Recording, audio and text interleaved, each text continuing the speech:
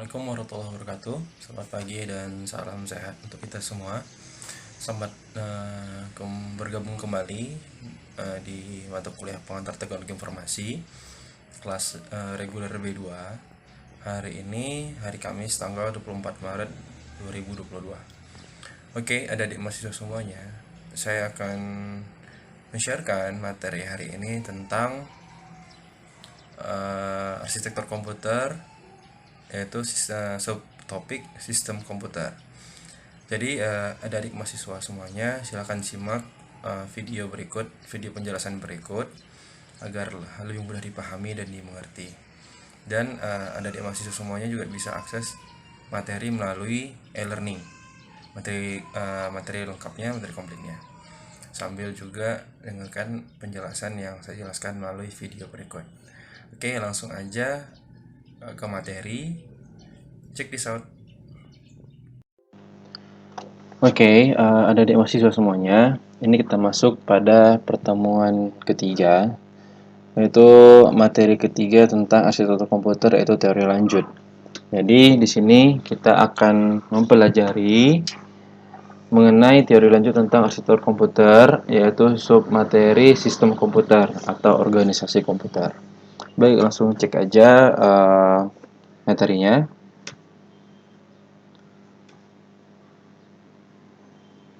Oke. Nah, sebelumnya kita kan sudah membahas nih tentang definisi dan teori dasar mengenai arsitektur komputer. Nah, pada materi berikut ini akan jelaskan mengenai teori lanjut tentang arsitektur komputer yang lebih kompleks. Jadi di sini kita akan membahas, mendiskusikan apa-apa saja yaitu yang menjadi teori lanjut dari organisasi komputer atau arsitektur komputer. Baik, silahkan cek. Nah, yang pertama kita bahas tentang komponen sistem komputer. Sistem komputer itu terbagi atas 3 komponen, yaitu ada namanya hardware atau piranti keras, software, piranti lunak, dan brainware atau human resource atau mesin.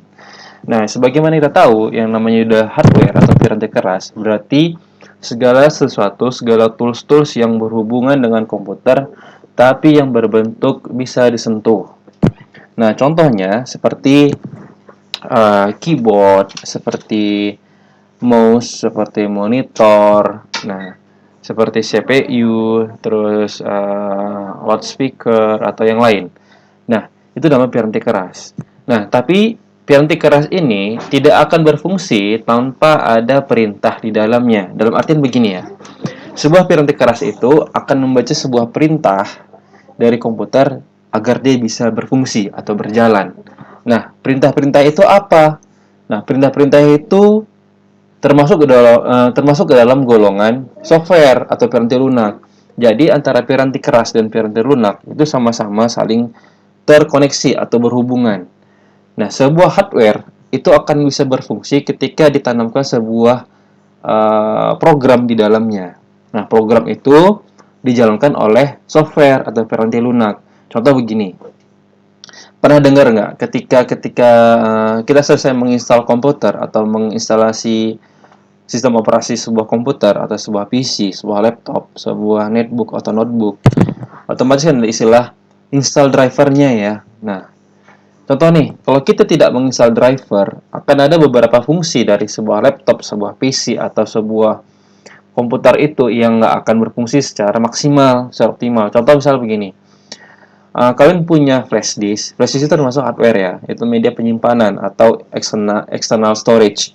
Nah, flash disk itu ketika kita masukkan ke dalam port USB yang ada di laptop kalian, yang ada di komputer kalian, misalkan flash disk itu dia menggunakan USB 3.0 atau USB 3.0, sedangkan laptop kalian hanya mendukung instalasi bawaannya ya, hanya mendukung USB untuk 2.0. Otomatis ketika kita masukkan flash disk yang versi 3.0, ya nggak akan terbaca gitu. Ya kita harus install lagi driver USB yang untuk 3.0 gitu. Baiklah itu dari Qualcomm kah atau dari Realtek kah, terserah gitu.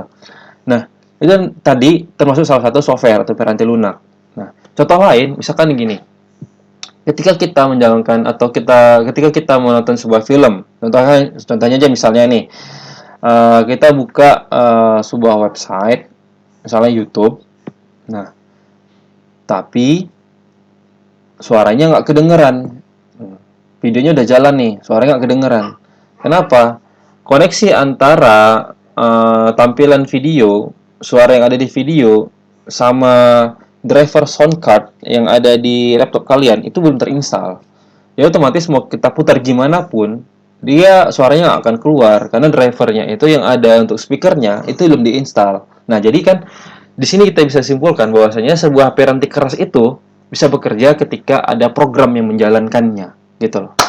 Nah, itu yang software. Nah, gimana kan firmware? Nah, semuanya itu bisa berproses ketika ada human, ketika ada user yang mengoperasikannya. Nah, jadi komponen sistem komputer itu semua saling terhubungan ya. Nah, seorang manusia, seorang human, seorang user menjalankan sebuah program atau software lalu dikasih oleh hardware. Nah, ini saya analogikan lagi yang lain. Nah, kita ada keyboard nih. Ketika kita tekan tombol Q, tombol W, tombol D, tombol F, G, ataupun tombol-tombol yang lain, itu ya komputer itu ya bisa harus membaca itu gitu. Perintah itu tadi gitu. Berarti kan ada software yang menjalankannya. Softwarenya apa? Nah, itu tadi perangkat lunak yang menerima informasi perintah apa yang kita kerjakan lalu ditransformasikan sama mereka, diterjemahkan sama mereka begitu. Nah, itu lebih kurang analoginya. Nah, itu tentang komponen sistem komputer. Nah, saya rasa sudah paham ya. Nah, berikutnya ini skemanya. Nah, ada user 1, user 2, user 3, ada user N. Nah, user 1 itu compiler, user 2 itu assembler, user 3 itu text auditor, lalu user N itu yaitu database system. Sistem dan aplikasi program, operating system, dan komputer hardware. Nah, inilah skema sistem komputernya. Oke, berikutnya. Nah, organisasi komputer. Nah, sistem kerja komputer itu secara garis besar terbagi atas 3 bagian, dan seluruh bagian itu saling berkaitan satu sama lain. Nah, tadi udah saya jelaskan kan. Ketika ada perintah, lalu diterima informasi tadi oleh sesuatu, lalu terjemahkan lagi. Nah, itu sebenarnya ya bagian ini tadi. Nah, perintah itu tadi, itu namanya input, lalu nanti ada namanya penerima informasi, itu namanya proses. Lalu informasi tadi sudah diterima, lalu diterjemahkan untuk dilakukan apa, itu namanya output. Nah, yang pertama kan kita bahas yaitu tentang input dulu. Nah, input itu adalah masukan atau perangkat luar yang dipasang sesuai dengan slot atau portnya masing-masing untuk memasukkan atau mentransfer data dari luar ke dalam mikroprosesor untuk diproses dan diterjemahkan secara digital. Nah, perangkat input yang biasanya memberi masukan pada komputer seperti mouse dan keyboard. Nah, dengan adanya sistem komputer atau sistem input pada komputer ini membantu kita untuk melakukan pengetikan dan menggerakkan kursor dengan lancar. Nah, fungsi input device pada komputer adalah menerima masukan data dari perangkat luar yang disambungkan ujung mikroprosesor dan diterjemahkan menjadi sebuah informasi. Nah, itu tadi input. Nah, jadi ketika kita memberikan sebuah perintah, ketika kita memberikan sebuah instruksi, contoh nih, ini tampilan desktop, ya, tampilan desktop. Di situ ada My Computer atau di PC, ada beberapa aplikasi yang ada di desktop. Nah, ketika kita klik salah satu aplikasi yang ada di situ, saya contohkan aja lah ya. Wait.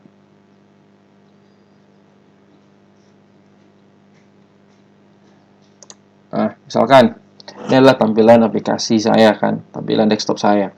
Ini saya gerakkan mouse-nya. Nah, ketika saya gerakkan mouse-nya, ini termasuk salah satu informasi yang diterima oleh mikroprosesor atau prosesor. Nah, ini saya klik WinAme. Waktu saya klik WinAme, instruksi yang saya berikan itu klik kiri, itu diterjemahkan oleh prosesor dengan per mikrosecond. Nah, itulah canggihnya ya kan. Dia bisa menerjemahkan informasi yang saya berikan. Itu informasi atau instruksi yang saya berikan dalam hitungan mikrosecond. Nah, mikroprosesor, ini aku mau klik mouse kiri, ini aku klik terjemahkan ya. Ini aku klik di aplikasi WinAme. Nah, kamu blok ya aplikasi WinAme-nya. Nah, itulah perintahnya secara kata-katanya. Lalu saya klik lagi misalnya Lightroom. Nah, dia terjemahkan lagi gitu. Ini saya klik lagi misalnya nih Fresh 2011. Nah, tuh diterjemahkan lagi gitu. Nah, ketika saya misalkan klik nih, misalnya aplikasi Winamp, saya double klik atau saya klik aplikasi DeepC++. Nah, dia langsung proses. Proses. Ini saya klik, dia proses. Oh, si user ini mau membuka DeepC++.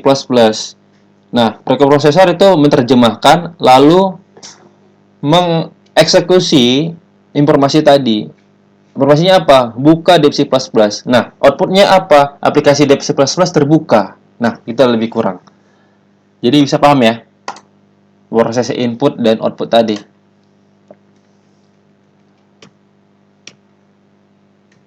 Oke, kita lanjut. Nah, itu namanya input. Lalu tadi ada proses. Nah, di proses ini komputer pada unit proporsional atau process device. Unit ini berfungsi untuk unit ini dinamakan CPU atau Central Processor Unit. Nah, fungsi CPU adalah sebagai pemproses pengolah data yang selanjutnya akan menghasilkan suatu informasi yang diperlukan. Nah, tapi di dalam CPU ini ada namanya aritmatika atau logika. Aritmatikanya apa? Namanya ALU atau arithmetical logical unit, yang mana fungsinya ini untuk melakukan suatu proses data yang berbentuk angka dan logika seperti data matematika dan statistika.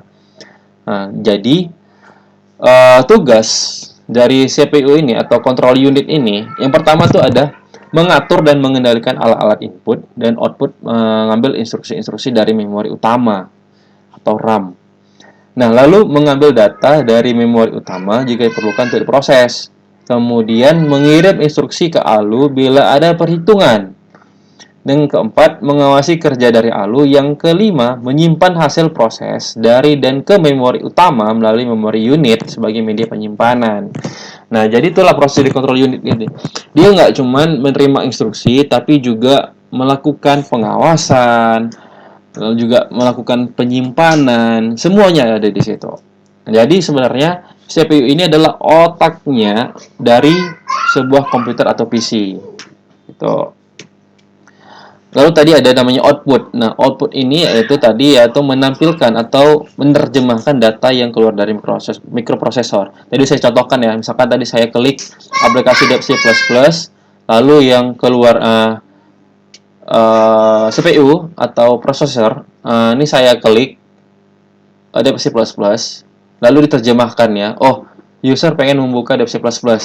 Nah, outputnya apa? Terbukalah aplikasi tadi. Aplikasi terbuka tadi itu namanya output. Nah, lalu apapun yang saya kerjakan, misalnya saya kerjakan coding, lalu coding tadi saya simpan. Nah, berarti kan ada proses lagi nih. Saya klik save gitu kan. Oh, simpan gitu. Nah, CPU atau prosesor itu menerjemahkan, oh simpan ini, simpan data ini gitu. Lalu dia tersimpan. Nah, unit tadi menyimpan, control unit tadi menyimpan, menerima informasi instruksi yang saya berikan. Oh, user pengen menyimpan data ini. Nah, outputnya apa? Data yang sudah tersimpan. Nah, itulah lebih kurang ya. Nah, berikutnya, selain ada 3 komponen, sebuah sistem komputer atau organisasi komputer itu memerlukan namanya sistem bus. Bus itu bisa kita artikan sebagai jalur. Nah, sama ketika, jadi analoginya gini, ada sebuah instruksi itu akan diterjemahkan oleh prosesor, lalu menjadi sebuah informasi atau sebuah output. Nah, semua itu memerlukan jalur. Jalur itu namanya apa? Bus. Nah, sama ketika kita pengen ke lapangan Merdeka, misalkan kamu dari kampus UMA Pancing, kamu pengen ke lapangan Merdeka. Ada beberapa cara atau metode cara kamu untuk beberapa cara kita biar bisa dari UMA Pancing, kampus UMA Pancing menuju lapangan Merdeka. Yang pertama, bisa melalui dari angkot kan. Ada angkot itu kan ada jalurnya masing-masing. Angkot sekian, nomor sekian. jalannya dari mana ke mana. Angkot sekian, jalannya dari mana ke mana. Nah, ada cara yang lain, misalkan naik Trans Metro Daily misalnya, naik Tayo misalnya kan. Oh, ada di Simpang Mandala itu haltenya, ya udah kalian tinggal nunggu ke situ, naik halte, naik bus gitu kan. Nah, ada beberapa cara, ada metodenya. Tapi prosesnya bisa panjang, bisa pendek, tergantung beban, tergantung informasi yang minta kalian untuk proses. Nah, itu dia. Nah, ketika di jalan itu kan ada jalurnya. Nah, itu namanya maksudnya bus tadi. Sistemnya itu tadi, bus jalurnya tadi itu. Nah, itu lebih kurang ya. Jadi, ketika sebuah informasi, sebuah instruksi kita berikan, lalu diterjemahkan atau diproses dari dalam prosesor, kemudian instruksi tadi diterjemahkan atau sudah dieksekusi dan menjadi output atau hasil dari instruksi yang kita berikan berupa informasi. Nah, itu semua sudah ada jalurnya masing-masing. Nah, ketika kita instruksikan aku klik ini, itu berarti kan perintah. Itu kan berarti sebuah apa ya? Instruksi untuk menjalankan salah satu perintah yang ada di sistem komputer. Saya klik. Nah, itu kan sebuah pekerjaan ya, klik gitu. Nah, ada lagi yang lain misalnya pengetikan. Nah, pengetikan gitu, atau editing gitu kan. Membuat gambar segala macam. Oh, dia pengen menggambar gitu. Oh, ini pengen mengetik. Oh, ini pengen menyimpan. Nah, semuanya itu ada beban informasi atau beban instruksi yang bobotnya berbeda. Nah, sehingga membuat jalur bosnya itu juga berbeda-beda. Nah, untuk perbedaan atau pembagian bus-busnya itu ada saya jelaskan di materi di e-learning. Nah, silakan nanti kalian cek masing-masing, simak masing-masing perbedaan bus-busnya itu tadi. Nah, jadi sekian dulu ya untuk materi hari ini. Saya harap penjelasan ini cukup untuk menambah wawasan kita semua. Oke, terima kasih untuk perhatiannya dan pengertiannya. Sampai ketemu lagi pada pertemuan berikutnya. Oke, terima kasih. Assalamualaikum warahmatullahi wabarakatuh. Selamat pagi.